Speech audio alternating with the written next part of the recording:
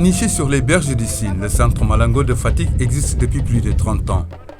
Ici, des guérisseurs, grâce aux secrets hérités de leurs ancêtres, soignent des corps et des esprits malades dans ce centre expérimental de médecine traditionnelle. Il a pour mission de préserver la médecine traditionnelle africaine, les cultures, l'éducation, le plaidoyer et les bonnes pratiques. Fort de sa réputation au plan national et international, le centre accueille une délégation de chercheurs et universitaires américains. Dans la chaleur d'une matinée pascale, les villageois attendent avec impatience l'arrivée d'une délégation du pays de l'oncle Sam, venue s'inspirer de l'école de Malango en matière de traitement des maladies virales et incurables. C'est le sommet de 2 universités noires qui sont venus à l'école de Malango.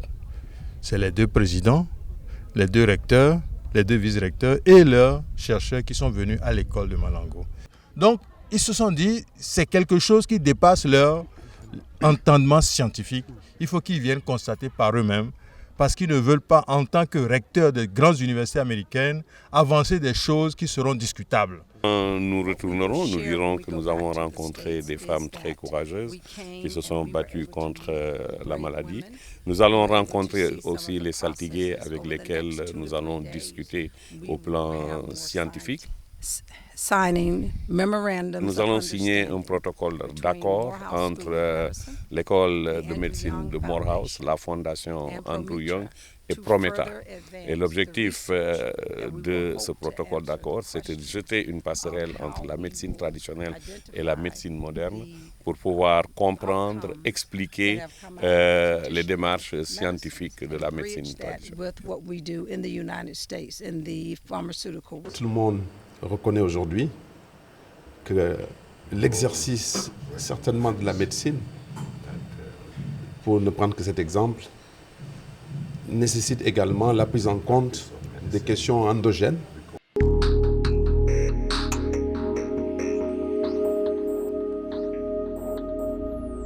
Africa's answer to Ebola.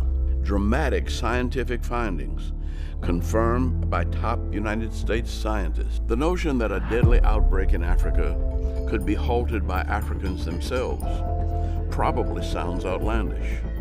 Not only Ebola, but just the whole question of medicine, East and West. One of our central objectives has been to understand and build trust among traditional healers who are highly respected in West African countries. This partnership has led to today's promising scientific finding. We made an extract of those herbs at Morehouse Medical School. We sent the extract to Fort Detrick, Maryland. Fort Detrick is the headquarters of the United States Army Medical Research Institute of Infectious Diseases, one of the only laboratories in the United States equipped to study the world's most dangerous viruses. They tested this extract against 3 different varieties of the Ebola virus in petri dishes. And in each one, it stunned and stopped the growth of the virus. Then they tested it against hepatitis, several types of hepatitis. And in the petri dishes, the same thing happened. If it's infectious, they'll turn blue. Blue. If it is not, then they will not. The results are almost literally unbelievable. Not even a single blue cell. It's amazing. Yeah, it's really 100%. Yeah. There is nothing blue. Nothing blue. And that means no HIV. We're going to validate what Dr. Bedoso already knew. Giving him credibility to argue traditional healing and Western medicine are not incompatible. All good knowledge must be spread.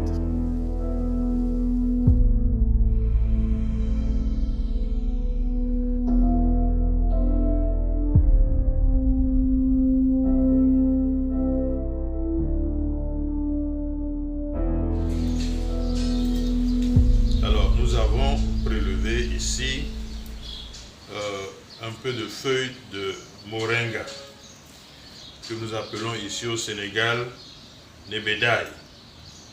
Eh bien, pour consolider le système immunitaire, je vais vous prélever à peu près des feuilles de cette quantité, ça suffit largement pour à peu près 1 litre d'eau. Eh bien, il faut le prendre en infusion, c'est-à-dire vous faites bouillir le litre d'eau. Quand l'eau commence à bouillir, vous arrêtez le gaz, vous introduisez la plante dans l'eau et vous couvrez la marmite. Vous laissez décanter et vous prenez un verre de 20 centilitres matin et soir. C'est largement suffisant pendant autant de fois que vous voulez. Ce n'est pas toxique du tout. Eh bien, ça consolide votre système de défense. Eh bien, pour ce qui concerne toujours la consolidation du système immunitaire, nous avons la feuille d'aloe vera.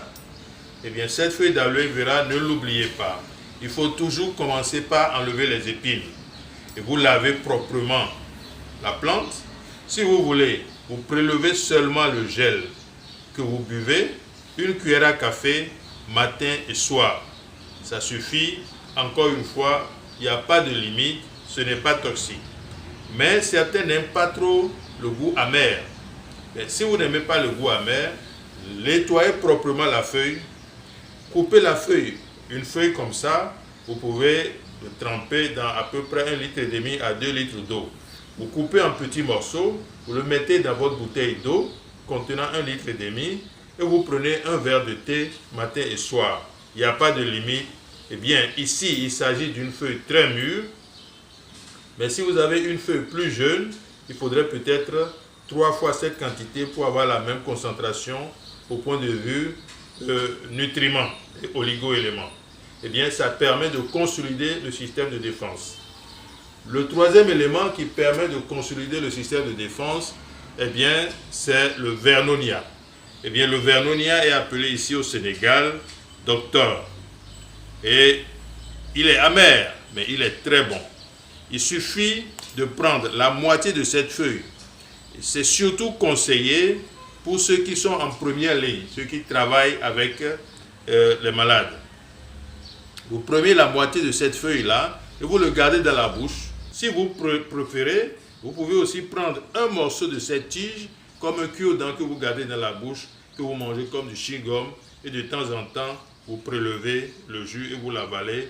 Ça vous permet d'éviter, n'est-ce pas, l'infection, surtout pour le personnel médical et paramédical qui sont en contact direct avec les patients. Ceci est bon pour tout le monde. Mais le troisième âge, il faudrait ajouter, pour le troisième âge, eh bien, l'ail. Il est très, très, très bon pour le troisième âge. Eh bien, l'ail, il faut le manger, une gousse d'ail comme ça, après le repas, matin, midi et soir au coucher, et ça suffit largement. Si certains aiment les jus pour boire, préférez les jus de citron. Prenez les jus de citron que vous prenez après le repas, ou si vous préférez, vous prenez eh bien, le gingembre. Le jus de gingembre, ça permet aussi de se protéger et de prévenir contre le coronavirus.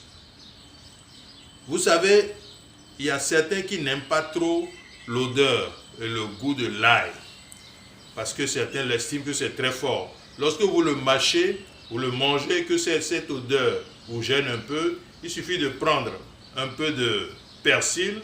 Dès que vous mâchez le persil, eh bien cette odeur est coupée systématiquement. Ceci est extrêmement important. L'autre élément qu'il faut aussi faire, c'est, vous voyez les feuilles de moringa, eh bien c'est très très très bon à prendre sous forme de salade.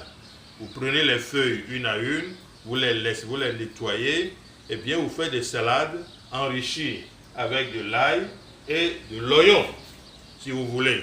Mais surtout, ne prenez pas de vinaigre, prenez de jus de citron comme vinaigrette. C'est plus pratique. Vous prenez le jus de citron, vous mettez un peu d'assaisonnement à l'ail, et un peu d'eau si vous voulez, et vous l'arrosez avec de l'oignon et beaucoup d'ail.